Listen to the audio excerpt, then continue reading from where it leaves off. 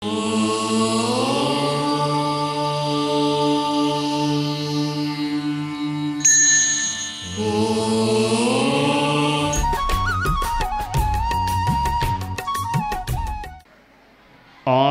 वाङ्मय में कहा गया है, आयावया ही चयसो उमल्लम कामे कमाही कमियंखु दुखम छिंदाहि दोषम बिन इज्जरागम एवं सुही हो हिसी संपराय। सुखी बनने के लिए अनेक सूत्र दिए गए हैं। पहली बात है कि अपने आप को तपाना चाहिए।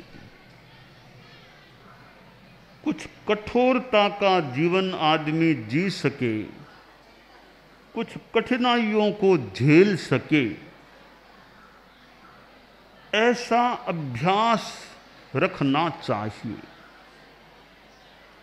ऐसी मानसिकता तैयार रखनी चाहिए।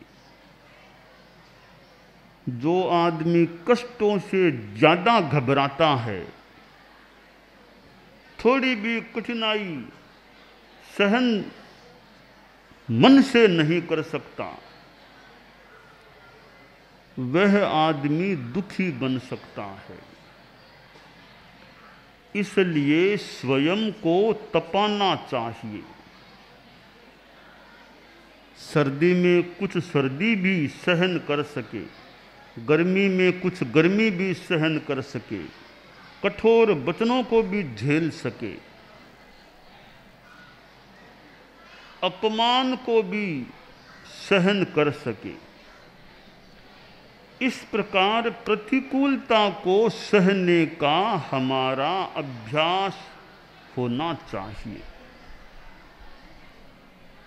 हम अपने आप को तपा लेते हैं, कुछ कठोर जीवन जीने के अभ्यस्त हो जाते हैं, तो सुखी जीवन का एक सूत्र हमारे पास आ गया।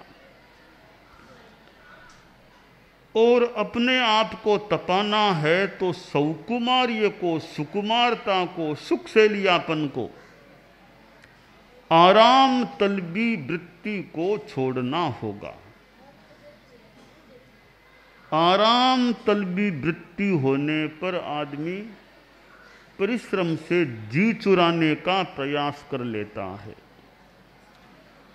तो आदमी को अच्छे संदर्भों में, अच्छे कार्यों में परिश्रमशील होना चाहिए। ठीक है, अपेक्षित विश्राम तो करना होता है, पर अनपेक्षित विश्राम यानी आलस्य नहीं करना चाहिए। संस्कृत का सुंदर श्लोक है, आलस्यम ही मनुष्याणाम शरीरस्थो महारिपुः नास्तुद्यम नास्तिश्रम समो बंधुः यम श्रुत्वा नावसीदति। आलस्य तो मनुष्यों का, मनुष्यों के शरीर में रहने वाला महान शत्रु बताया गया है। और परिश्रम, उद्यम, इसके समान मानो कोई भाई नहीं। यानी उद्यम हमारा भाई है, परिश्रम भाई है। परिश्रमी आदमी उस संदर्भ में दुखी नहीं होता। तो हमें अच्छे आध्यात्मिक धार्मिक संदर्भों में परिश्रमशील रहना चाहिए। अभ्यासेन च सिद्ध्यन्ति कार्याणि न मनोरथै। प्रयत्न, अभ्यास से कार्य सिद्ध होते हैं, केवल मनोरथ, मन के लड्डू खाने से कोई काम नहीं होता। एक मंदिर का पुजारी था, रात को सो रहा था, और उसने नींद में एक स्वप्न देखा कि मेरे मंदिर में तो घेवर ही घेवर, घेवरों के थाल ही थाल भरे पड़े हैं, बढ़िया बढ़िया घेवर हैं। सवेरे उठा, वो सपना दिमाग में था, याद था, सोचा इतने घेवर हैं तो आज तो गांव को जिमाऊंगा मैं मंदिर में। छोटा ही गांव था, गांव के घरों में एक एक घर में गया, न्योता दिया, जी आज 11 बजे आना मंदिर जी में, मैं सबको घेवर खिलाऊंगा, आज जरूर आना 11 बजे मंदिर में, दर्शन भी कर लेना, फिर मैं घेवर खिलाऊंगा, 11 बजे का करीब समय है। लोग बड़े खुश हुए, आज तो मंदिर जी में घेवर खाने को मिलेंगे, प्रसाद मिलेगा। तो लगभग 11:15 बजे तक तो मंदिर का वो परिसर खचाखच भर गया। लोगों में उत्सुकता थी, अब घेवर मिलेंगे, अब घेवर मिलेंगे, अब घेवर मिलेंगे।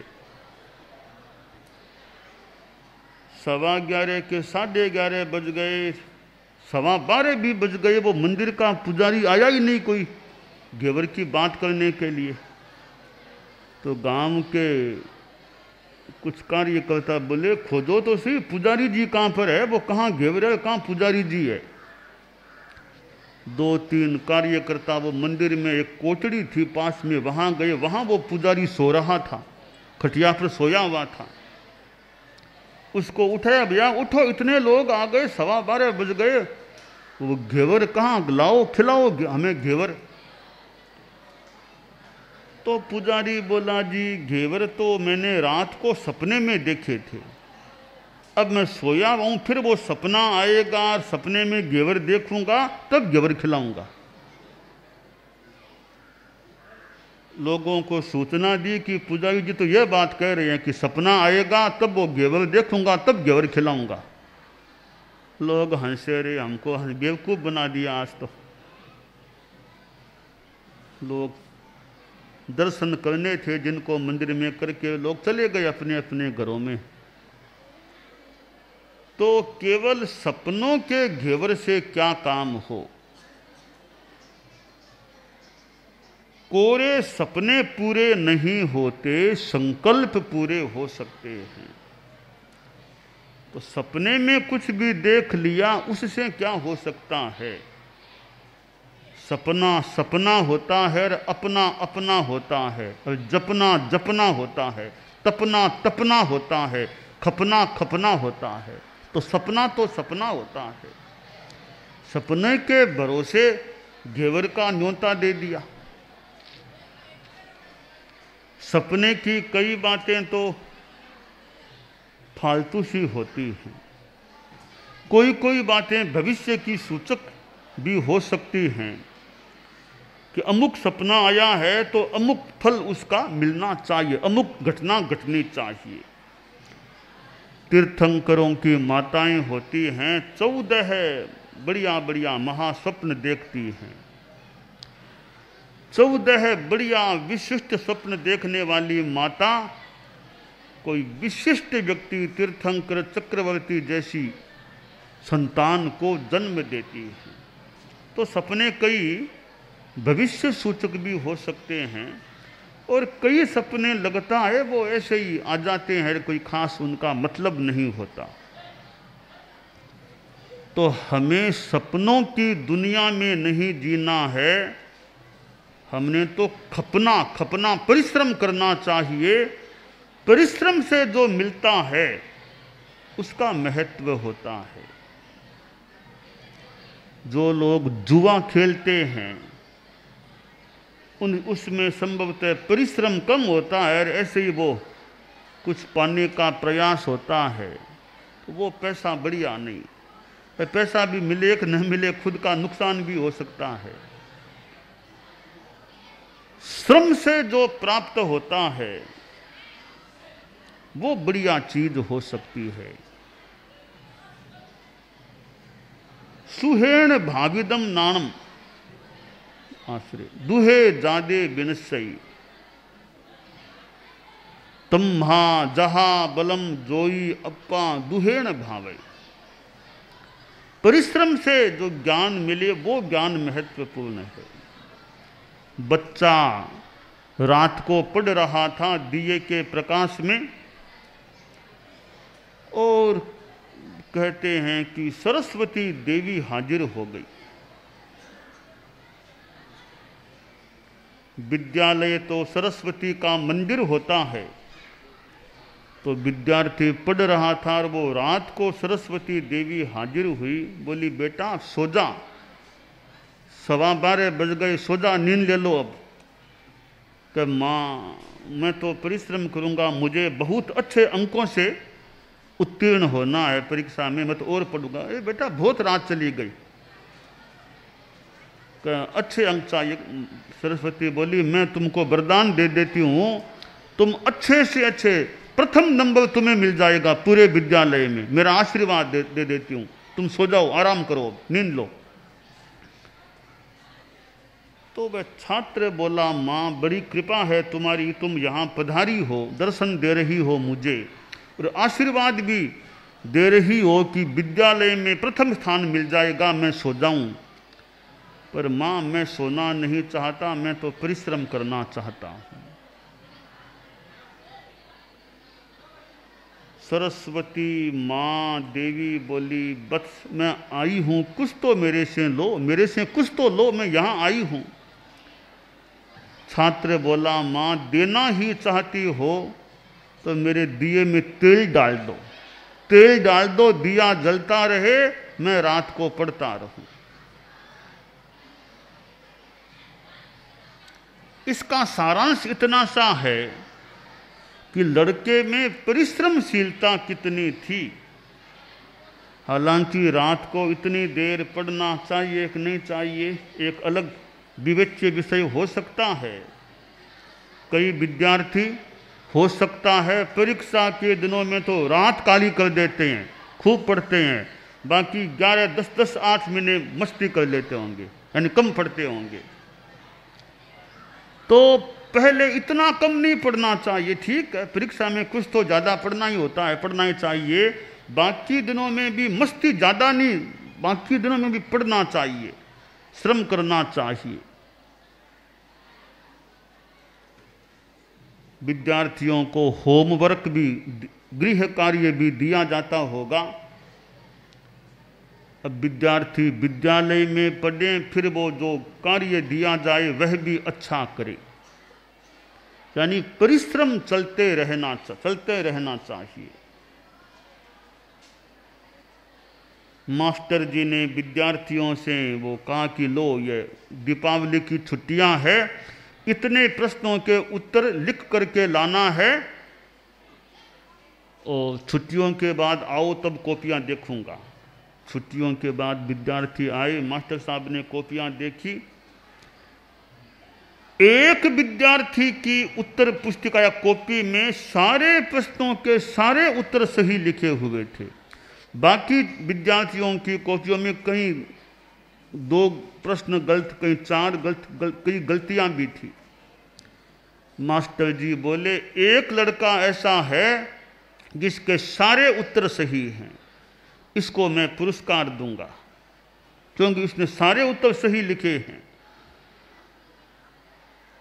पुरस्कार की घोषणा की तो जिस छात्र के नाम से पुरस्कार घोषित हुआ वो रोने लग गया।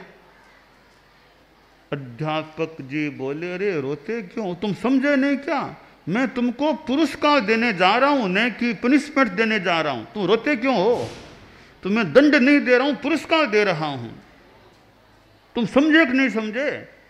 बोला महोदय मैं समझ गया, आप मुझे पुरस्कार देने की घोषणा कर चुके हैं, परंतु शिक्षक महोदय आप सोच रहे होंगे कि सारे उत्तर मैंने अपने दिमाग से सही लिखे हैं, ऐसी बात नहीं है।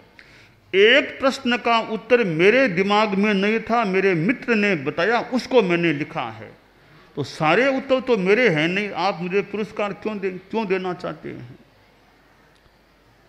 अध्यापक ने सोचा अरे वाह कितना अच्छा लड़का, खुद की गलती खुद बता रहा है कि मैंने गलती, कौन इसकी गलती को जानता था, खुद बता रहा है कि एक सवाल का उत्तर मैंने दूसरे के सहयोग से लिखा है।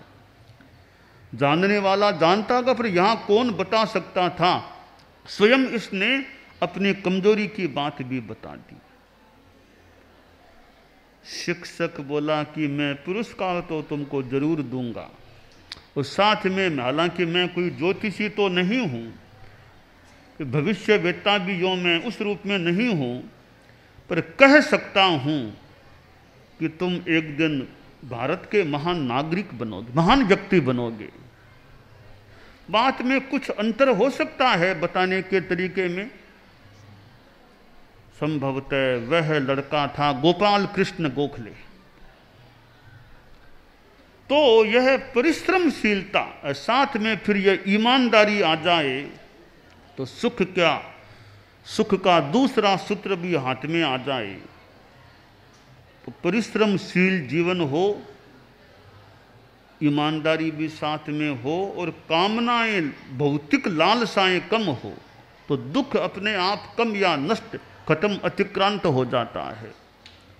और आदमी द्वेष भाव, दोष द्वेष भाव, ईर्ष्या भाव को काटे, ईर्ष्या न रखे, और रागात्मक चेतना, मोहात्मक चेतना को दूर करे, तो संप्राय यानी संसार में ऐसे तुम सुखी बन जाओगे। साधु के लिए तो ये बातें खासकर जातव्य हैं ही हैं, परंतु जो बातें साधु के लिए काम की हैं, गृहस्थ भी अपने ढंग से उनको ग्रहण करने का यथोचित प्रयास कर सकता है। तो हमारे जीवन में ये आराम तलबी वृत्ति न रहे कि आराम करें, पड़े हैं, आलस्य में पड़े, आलस्य में न रहे। हम अच्छे कार्यों में, धार्मिक आध्यात्मिक संदर्भों में परिश्रमशील रहे, और कार्य में हमारे ईमानदारी भी रहे, बेईमानी नहीं, पारदृश्यता रहे, स्पष्टता रहे, लुकाव छिपाव बेकार का कुछ नहीं हो। तो यह पारदृश्यता, प्रामाणिकता, ईर्ष्या नहीं, दूसरा कोई आगे बढ़े तो ठीक है, मैं क्यों ईर्ष्या करूं। देखिए, दो वाक्यों पर आप ध्यान दे सकते हैं। दूसरों को सुखी देखकर हमको दुखी नहीं बनना चाहिए। दूसरों को सुखी देखकर हमको दुखी नहीं बनना चाहिए, एक बात। दूसरी बात है, दूसरों को दुखी देखकर हमको सुखी नहीं बनना चाहिए। दूसरों को दुखी देखकर हमको सुखी नहीं बनना चाहिए। पहला वाक्य है, दूसरों को सुखी देखकर हमें दुखी नहीं बनना चाहिए। दूसरा वाक्य है, दूसरों को दुखी देखकर हमको सुखी नहीं बनना चाहिए। तो ये प्रमोद भावना रखें, ईर्ष्या न रखें। परगुण परमाणु पर्वतीकृत्य नित्यम निज हृदय विकसंतः संति संतः कियंतः। दूसरों का परमाणु जितना भी गुण, छोटा सा गुण है, उसको भी बड़ा रूप देकर हम ग्रहण करने का प्रयास करें। गुणी सुप्रमोदम, गुणी लोग हैं, गुणवान लोग हैं, उनके प्रति प्रमोद भावना रखें। बहुत अच्छा, बड़े अच्छे गुणवान सज्जन आदमी हैं, प्रमोद भावना रखें, और गुणानुराग, उनके गुणों को हम ग्रहण करने का भी प्रयास करें। गुणग्राहकता, गुणग्राहिता हमारे में होनी चाहिए। दूसरे में सद्गुण हैं, अच्छे गुण हैं, हम ग्राहक बन जाएं। वह तो विक्रेता बने न बने, हम ग्राहक बन जाएं, हम उसको ग्रहण करने का प्रयास करें। हमारे ग्रहण करने से उसके गुण घटेंगे नहीं, हमारे में और संक्रांत यानी बढ़ जाएंगे, हो जाएंगे। तो जीवन में हमें गुणग्राही रहना चाहिए कि दूसरों में अच्छे गुण हैं, हम उनको ग्रहण करने का प्रयास करें। गुणे ही साहू अगुणे ही साहू, गिन्हा ही साहू गुण मुंच साहू। गुणों से आदमी साधु सज्जन अच्छा बनता है, और अगुणों से असाधु अनच्छा अच्छा नहीं बनता, अनच्छा रहता है।